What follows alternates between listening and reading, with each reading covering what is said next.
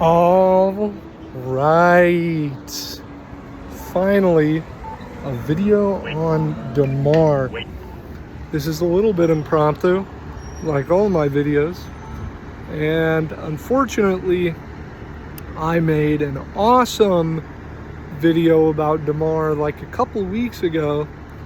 And there kept being technical difficulties that I just ended up scrapping it because I didn't know what did work and I didn't know what didn't. And not gonna lie, it was a little long even for me. So we're gonna try to recapture some of that wonder, some of that beauty. Because if there's anything I'm known for, a guy who calls himself the barbarian dung collector, it's wonder and beauty. So doing this out in public, I don't give a shit though, as long as I don't say anything too weird. So Demar is the first elder creator we're going to be talking about, meaning I can't walk over there, damn it. I'll just go back over to my house and walk around there. There's construction going on in my area. I don't want to end up getting noise and whatnot in there or getting into some sort of weird situation. But anyway, Demar, first elder creator we're talking about. So very different than things we've discussed in the past. I'm just going to run through a few quick facts before we get into the fun stuff. Demar is the elder creator of Earth. It is all the earth. It is the soil. It is the surface of Quebec-Vale. It is every tree. It's every plant. Even if other divinities are divinities of that type of plant, even darker divinities, even grass, pine trees, what have you, Demar's essence is in there. Because besides just earth, Demar is the divinity of life. Demar literally is life. Okay, so that's clarified. Demar is the fourth divinity of the fourth day. Its holy number is 4. Demar is an elder creator, meaning it does not have parents. It is just one thing, just earth, not earth and fire, not earth and water, not earth and air. And finally, Demar teaches a dogma of stability, harmony with nature, tradition, order, and the protection and flourishing of life. Okay, so those are the basic facts. I'm going to go right out the gate with where I think people go wrong with Demar. Too many people look at life, nature, and stability and get this bizarre notion that those things just naturally translate to something bright and happy and positive all the time. And yeah, Demar has that aspect to him. I'm going to call Demar him because I just always imagine Demar as a male. You know, he's called the ground king. But people get this Mother Nature view of him and get this perspective on things where he's sort of this gentle, loving, motherly figure.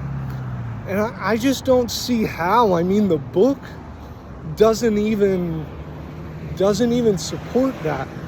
Like, I mean, it's the god of lies, but Thog Calyx still says Demar is not to be trusted, so there's something going on there. And another thing Demar seems to be particularly interested in is the concept of keeping secrets. So Demar has secrets, and those secrets are shared with some of his most powerful and important followers. and they're not supposed to share it, so Demar is hiding shit. And he also says if somebody endangers, something sacred to Demar, kill them. And I mean, not even going into all of that support in the book, just looking at the concepts that Demar is the divinity of. Nature. Go into nature and tell me it's nice. It certainly can be, right? And it's quite beautiful. And I personally don't think nature is chaotic. As an Eagle Scout, as someone who's been involved in scouting, as someone, I'm not going to go into too much detail on this, but as someone with certain religious views, and then also as someone who really enjoys nature, I can tell you just from observation, contrary to what a lot of people say, it's not chaotic, it's not wild. Wild animals aren't wild animals. They are animals and they're very dangerous, but wild just to me makes no sense as a descriptor, because there are very specific ways that things are supposed to work in nature, and you can see the effects when they're disrupted. And no, I'm not like a hippie environmentalist or whatever, but just basic observation. So it is orderly, but it's not nice. It's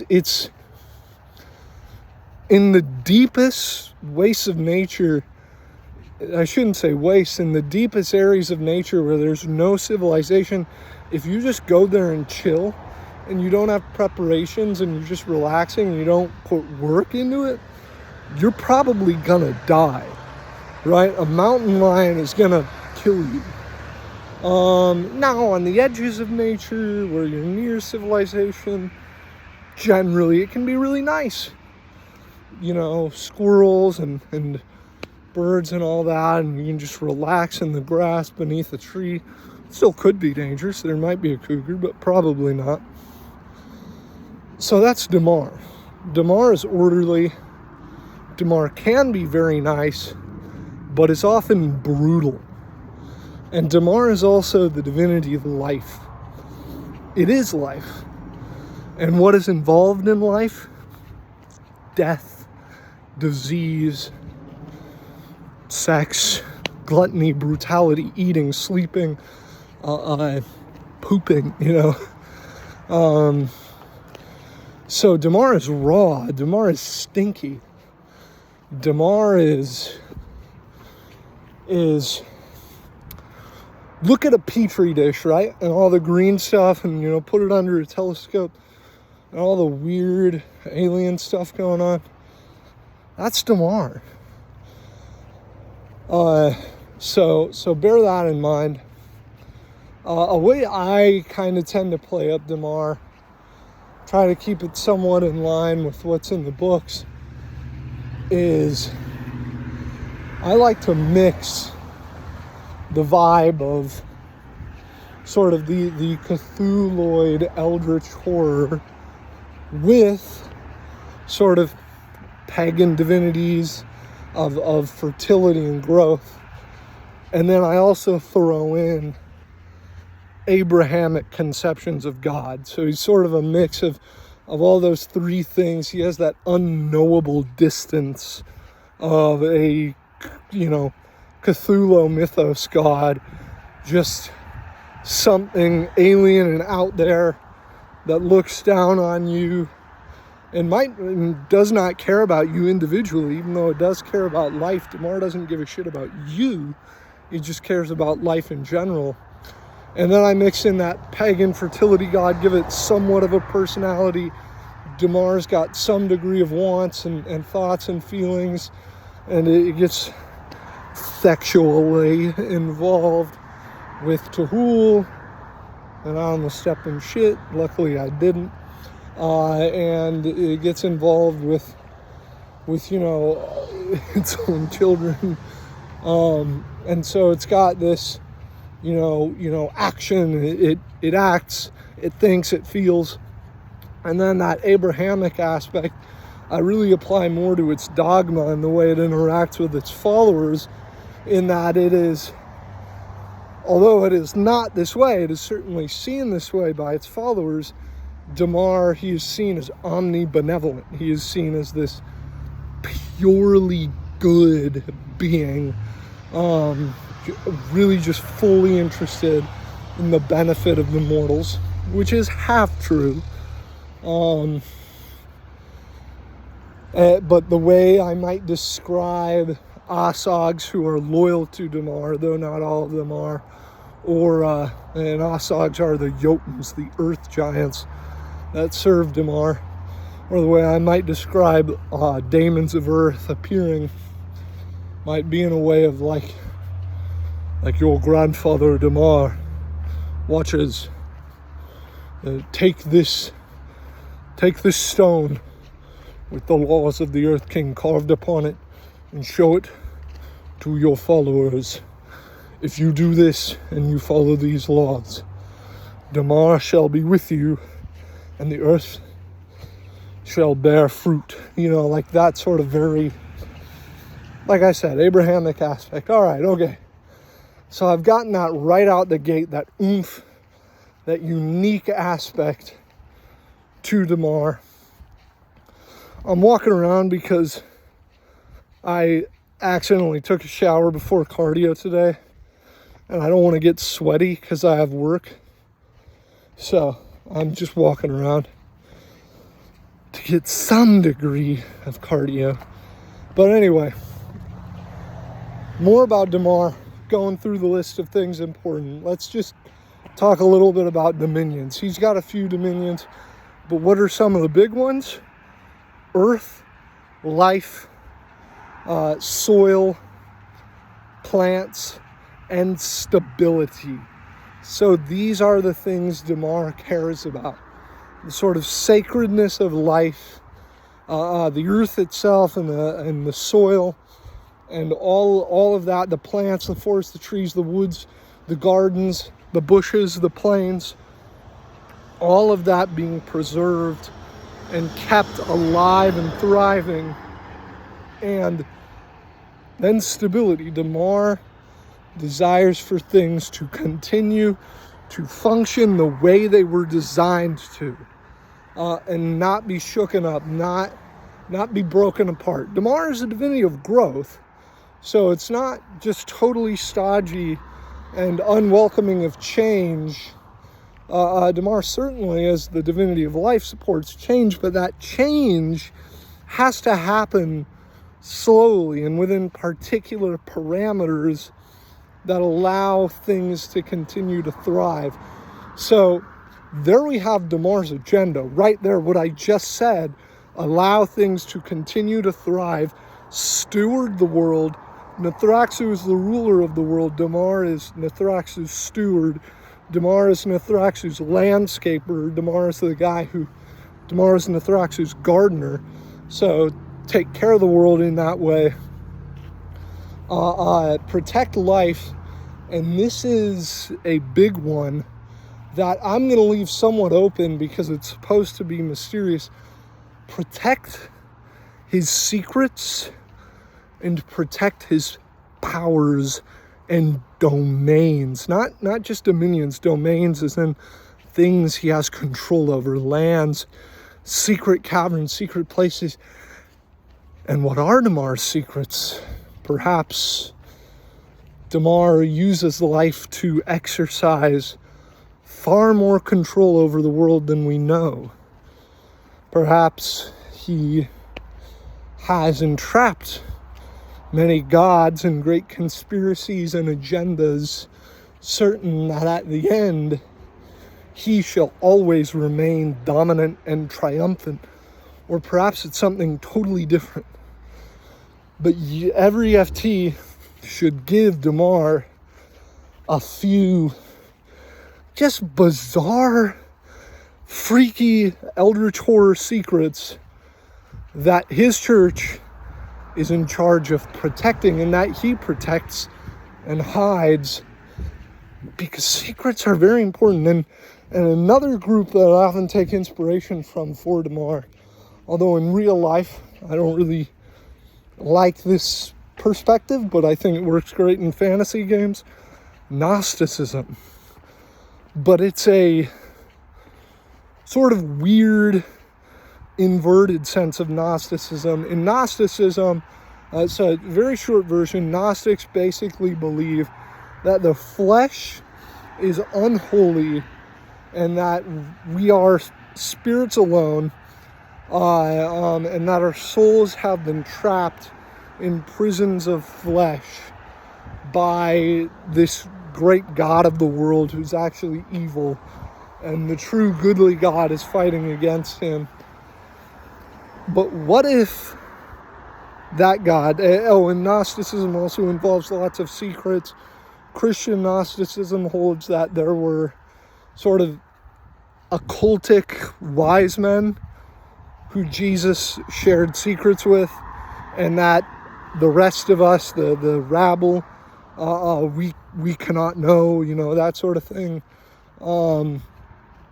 But so that's the very big secretive, deep religious secret. So what if we take that and kind of flip it on its head? What if the guy who put souls in bodies is the good guy, right? And flesh is seen as uniquely holy. Because Demar does not look down on flesh the way other divinities do. Demar embraces flesh. Demar animates and inspires flesh. And so, if that's the case, then perhaps the conspiracy of flesh goes deeper, and you can have in the church this sort of Gnostic vibe where there are lower-ranking Demarian clerics who are like your run-of-the-mill, like Catholic or Protestant priest or pastor, monks, whatever, or low-ranking druid, just some friendly warden of the woods, and oftentimes these are going to be great, hard-working, stable people. But then you go up the ranks and you get to the head of that local temple, right? And he's sort of this stoic guy. He's got secrets. He keeps things quiet, keeps things under control, makes all sorts of agreements with other clerics, those lower than him, or even some equal ranking ones in other cities. And then you go even higher and you get the bishops, and you get the highest ranking druids, the archdruids. And you don't see these motherfuckers. They live in secret. They live deep beneath the temples where they speak to dragons, perhaps even cavorting and engaging in bizarre intercourse with Ladons, the dragons of earth. Many female archbishops and archdruids bearing the children for these dragons, half-dragon children, or even the other way around, male clerics laying with the great female dragons. And so you just get deeper and deeper, and pretty soon you get to the say, a very powerful Ladon, and he's the one speaking to Demar. I'm talking about the king of the forest of apples, the great 99-headed, or he might be a little lower down. He might be 98. I forget exactly. I'm not looking at the dragon stuff, but this just massive Ladon with numerous heads who rules this species of dragons. What does he know? He's speaking directly to Demar, and Aminta, the Minotaur, is speaking directly to Demar as well. So you've got these, it should be, the Church of Demar should appear on the surface like the most decentralized church in Cavagathail. It should feel like no church has any connection to any other one. You go to the church in Bale, it's a completely different, completely separate, completely independent temple from the one, in a village that's like 3 hours away from Bale, right? Totally different. But if you go deeper, you will find, I guess I guess the churches in the kingdom of Thru really are connected. Oh, but the cleric of the kingdom of Thru, the head cleric of the kingdom of Thru, knows the head cleric of the lands of trade. And hold on a second, they seem to be working towards the same end, and as you go deeper and deeper, you find that there are no independent temples to Demar. There are no heresies, there are no sects. It's all one big sect tied together by secrets, by promises, by vows, and by the ties of nature and life itself, because nature, like the Church of Demar, appears completely disconnected. It's why so many people think nature is chaotic, think it's something of chaos, but the observational types, the people who know where to look, and the well-educated people understand that there is order to nature and that it is all connected.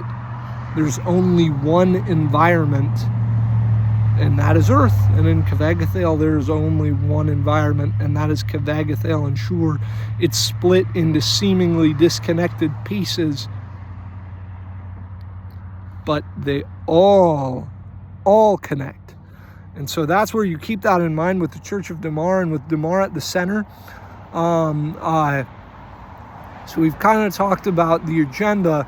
Now about how Demar sees mortals, because this is going to be important. We're getting into how to roleplay Demar if you actually meet with him, which is very unlikely. It's almost always going to be a spirit. However, elder creators do have the benefit of being able to really sort of meet with you in a more abstract way, like come down to your level more, because they have to. With gods, it's the god. When El Sam meets with you, it's El Sam. But when Demar meets with you, it might be a piece of Demar. So we can kind of use that. But first of all, the way it sees mortals, Demar loves mortals, plural. Demar does not care about any single mortal except for Aminta, the Minotaur. The last Minotaur who Demar hugged to itself to protect during the Shadow Purge. Demar's favorite entity in the entire world is Aminta. But other than that, yes, Demar loves mortals, just not any one individually. And so when Demar interacts with mortals, it should come across that way. There should be a fatherly and loving, but very detached vibe. Just a sort of stoic, patient, understanding. Demar knows that you are insignificant, but it does not bother Demar, and Demar will not hold it over you. It will simply keep that in mind. And Demar will only speak to the people who need to be spoken to. So you're going to be caster status 8, Cleric of Demar. Why isn't Demar speaking to me? It has nothing to do with you being bad or you displeasing Demar. It just has nothing to say to you. It passes down secrets to you through the caster status 10 and caster status 9 clerics. You know what you need to know. Demar doesn't need to hang out with you. It hangs out with you all the time.